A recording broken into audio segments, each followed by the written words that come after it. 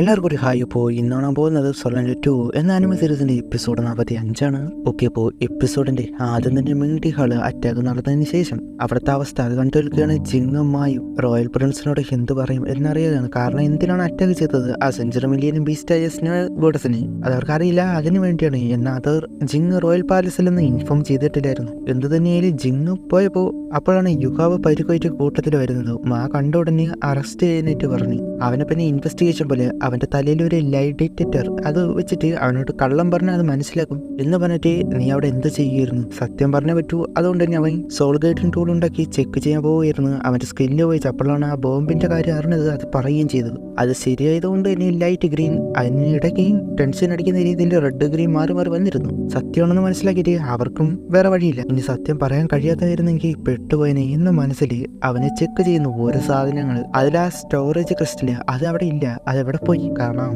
ജിങ് കൊടുത്ത defence tool അതുകൊണ്ട് ഇത് ജിങ്ങിൻ്റെ ആണല്ലോ അത് മോഷ്ടിച്ചു എന്ന് പറയുമ്പോൾ അത് അവന് കൊടുത്തതാണ് ചോദിച്ചു നോക്കാനായിട്ട് പറഞ്ഞു. എന്നാൽ അവരത് വിശ്വസിക്കാതെ അവനെ അടിക്കാനായിട്ട് എന്ന രീതിയിൽ അങ്ങനെ നിൽക്കുമ്പോഴാണ് ജിങ് വന്ന് നിർത്തിക്കോ. അതിനുശേഷം മാറ്റി നിർത്തിയിട്ട് അവരെ വഴക്കുറന്ന് അത് ജിങ് കൊടുത്തത് തന്നെയാണ്. എക്സ്ചേഞ്ച് ചെയ്യുന്ന സമയത്ത് ആ സമയത്ത് നടന്ന അത് പറഞ്ഞിട്ട് അവന്റെ കൈവിലങ്ങ് അത് അഴിക്കാനായിട്ട് പറയുന്നു. മാ ചെന്നു എന്നാ മാറിയിട്ട് ജിങ്ങിനോട് കാര്യം ചോദിക്കുന്നു.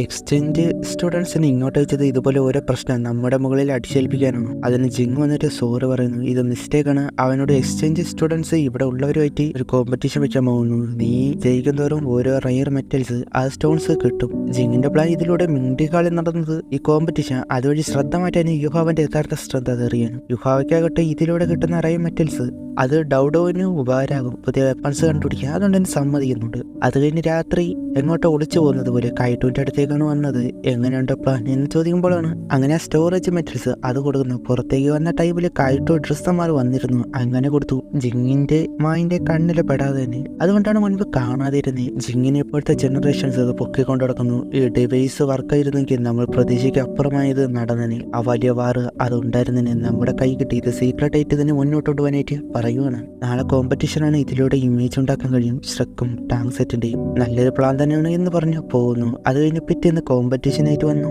അരീനയിൽ വന്ന് നിൽക്കുന്നു. ഈ മാച്ച് കാണാൻ ജിങ് വരെ വന്നത് കണ്ട് കേക്കൊക്കെ അതിശയം. ഷ്രെക്കിന്റെ എക്സ്ചേഞ്ച് സ്റ്റുഡന്റ് യുഹാവനെ വിളിക്കുന്നു. അവൻ വരുന്നു. അതിനോടൊപ്പം അവരുടെ ഫ്ലെക്സ് ടീംസ് അവിടെ തൂക്കിയിട്ടു. Shrek one of the best in the world tank set എനിമിയെ കൊന്നൊടുക്കി യൂണിറ്റി ഉണ്ടാക്കാൻ എന്ന് റിയോ എംപയറിൽ തന്നെ കൊണ്ടുപോയിട്ട് മാസ് കാണിച്ച് മാൾപടെ അവിടെ ഉള്ളവർക്ക് അത് ഇഷ്ടപ്പെട്ടില്ല. അതുകൊണ്ട് ഞെട്ടിപ്പോയി. കേക്കാകട്ടെ ചിരിക്കുന്നു. ഷ്രെക്ക് സൺമൂണ് ഒരിക്കലും സെറ്റ് ആകില്ലല്ലോ.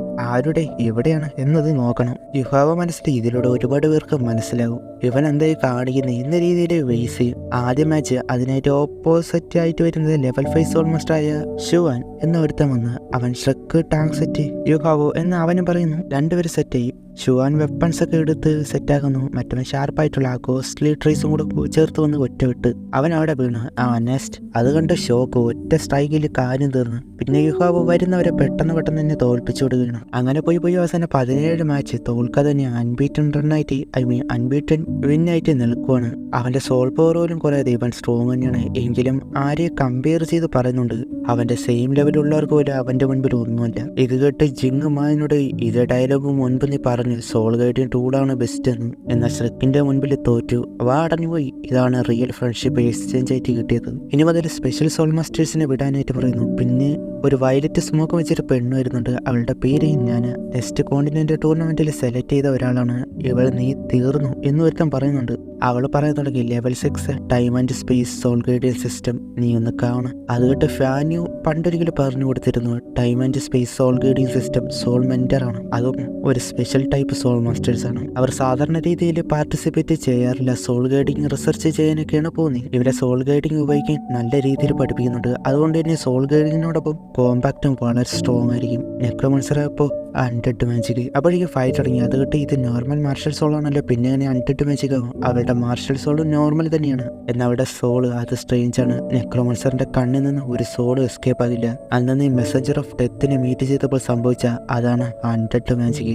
അവളുടെ പേര് ഞാൻ. ഇവൾക്ക് അൺഡെഡ് മാജിക് സ്കില്ല് അവനേക്കാൾ കൂടുതലാണ്. ഈ സമയത്ത് അവരുടെ ഫൈറ്റ് നടക്കുന്നുണ്ട്. ഒരു ടൈം ട്രാപ്പാക്കി ഫയർ പോലെ വെച്ച് എന്നാൽ അത് ഐസ് സ്കില്ല് യൂസ് ചെയ്ത് ഇല്ലാതാക്കി. അവളുടെ കൈയും സോഡ് ഉൾപ്പെടെ ഫ്രീസാക്കി. അവൾ അവിടെ നിന്ന് മാറി അത്ര അത്രയും സ്ട്രോങ് ആയ വെപ്പണ്. അവൾക്ക് ചെറിയ ഷോക്ക് ഉണ്ട് എങ്കിലും സ്പീഡ് ഇൻക്രീസ് ചെയ്ത് അവളുടെ ക്ലോൺ ഉണ്ടാക്കി നേരെ ചെല്ലുന്നു. വളരെ സ്പീഡ് ആയതുകൊണ്ട് തന്നെ അവന് പിടിക്കാൻ കഴിയുന്നില്ല. ഒരു ടൈമിൽ സോഡ് വെച്ച് അവനെ വെട്ടും കിട്ടി എങ്കിലും ഫൈറ്റ് ചെയ്ത് പിടിച്ചു. അവനെ വിടാൻ സമ്മതിക്കുന്നില്ല. അപ്പോഴേക്ക് പിറകെ കൂടി വന്നു അറ്റാക്ക്. അവൾ തന്നെ പെങ്വിങ്ങിന്റെ ഒരു സ്കില്ല് യൂസ് ചെയ്ത് ആ ക്ലോണ അതിനെ ഒറ്റ സെക്കൻഡിൽ ഫ്രീസാക്കി സോൾമോൺ വെച്ച് പൊട്ടിച്ചു കളഞ്ഞ്. അതുപോലെ മറ്റു വന്നപ്പോൾ അടിച്ചും തെറിപ്പിച്ചു. അവൾ തെറിച്ചു പോയി വീണു. നീ തോൽവി സമ്മതിക്കുക. അവളുടെ സോഡ് വരെ പൊട്ടിപ്പോയി. എന്നാൽ അവളത് തോൽവി സമ്മതിക്കാതെ എന്തോ ഒരു സ്കില്ല് യൂസ് ചെയ്തു. അവളുടെ കയ്യിലത് കുത്തിറങ്ങി. അതാകട്ടെ എന്തൊക്കെ കാണിക്കുന്നുണ്ടേ. അവളുടെ സോള് അതിനെ പുറത്തെടുത്ത് യുഹാവോന്റെ അടുത്തേക്ക് പോയിട്ട് അവന്റെ സോള് അതിനുള്ളിലേക്ക് പോയി. അവന്റെ സോളിനെ ഒരു ഡൊമൈൻ പോലെ അങ്ങനെ ആക്കിയിട്ട് അതിനുള്ളിൽ പിടിച്ചു കിട്ടി.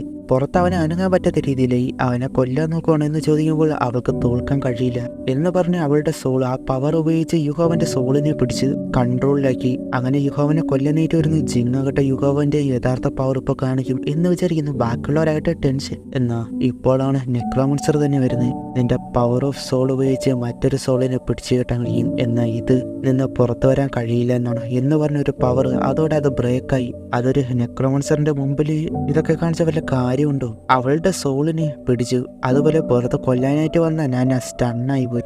യുഹാവൻ തന്നെ അതുപോലെ കാരണം സോളില്ല. നീന്റെ സോൾ എന്താ ചെയ്തേ? അതിന് ഉത്തരം പറയാതെ മൂവനെ പഠിപ്പിച്ചു കൊടുത്ത ആ അൾട്ടിമേറ്റ് സ്കില്ല് ആ പഞ്ച് അത് ഉപയോഗിക്കാനായിട്ട് തുടങ്ങി. അതിന്റെ പവർ ഇതുവരെ കാണിച്ചിട്ടില്ല.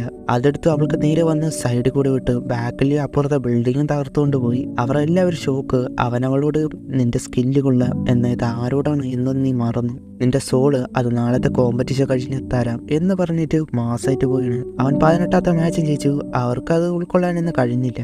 ജിങ്ങാകട്ടെ തോൽക്കാതെ ഇന്ന് മത്സരിച്ച 18 മാച്ചും ജയിച്ചു. നിങ്ങൾക്ക് നല്ലൊരു ഡിസിപ്ലിനെ തന്നെയാണ് കിട്ടിയത്. വേസിയബിൾ ഇപ്പോൾ എല്ലാവരും സോൾ ഗൈഡിങ്ങിനെ മാത്രം ഡിപ്പെൻഡ് ചെയ്ത് പോകുമ്പോൾ ഇവൻ രണ്ടും കൂടി കൊണ്ടുപോകുന്നു. മില്യൺസ് ഓഫ് ഇയേഴ്സ് ആയിട്ട് സോൾ മാസ്റ്റർ എക്സിറ്റ് ചെയ്യുന്നതിന് കാരണം ഇതുകൊണ്ടാണ്. മാപ്പോൾ ഇതിൽ തോറ്റു എന്ന് ഇനി വരാൻ പോകുന്നത് എന്ന് പറയുമ്പോൾ ജിങ് അതിന് അവനാണല്ലേ യുഹാവന്റെ മുഴുവൻ പവേഴ്സ് എടുക്കേണ്ടി വരും. ആരെ പറ്റിയെന്ന് അവസാനം കാണിക്കുന്നുണ്ട്. അങ്ങനെ അത് കഴിഞ്ഞ് റെയർ മെറ്റൽസ് അതുകൊണ്ട് യുഹാവ് കയറ്റു വരുന്നത്. നീ ഇന്ന് നല്ല മാച്ചാണ് ജയിച്ചത്. അങ്ങനെ ഇനി സ്ട്രോങ് ആയവരൊക്കെ വിടുക. അതിന് യുഹാവ് എല്ലാ പ്രോബ്ലംസിനും ഒരു സൊല്യൂഷൻ കാണും. എന്റെ കൈ കൊണ്ട് നന്നാകാനാകും ജിങ്ങിന്റെ പ്ലാൻ. ഇതുവഴി റിയു എംപയറിനെ മനസ്സിലാക്കാൻ കഴിയും എന്ന് അത് വലിയ കാര്യക്കാരെ പറയുന്നു. അവർ ഷ്രെക്കിലേക്ക് പോയിട്ട് സർപ്രൈസ് കൊടുക്കണം. ടീംസിനെ മിസ് ചെയ്യുന്നുണ്ട്. ഈ സമയത്ത് മായിൻ ചിറ്റ് പറഞ്ഞ ആള് അവനെ കാണിക്കുന്നുണ്ട്. അവൻ ആരാണെന്നൊന്നും പറയുന്നില്ല. യൂസാൻഷിന് പോലെ ഉണ്ട്. അങ്ങനെ അത് അടുത്ത എപ്പിസോഡിൽ കാണാം. അവൻ യുഹാവയ്ക്ക് എത്രമാത്രം എഫേർട്ട് അത് കൊടുക്കേണ്ടി വരുമെന്ന്. അപ്പോൾ അവിടെ വെച്ച് ഈ ഒരു എപ്പിസോഡ് അവസാനിക്കുന്നു. അടുത്ത എപ്പിസോഡ് കാണാം. Okay, by.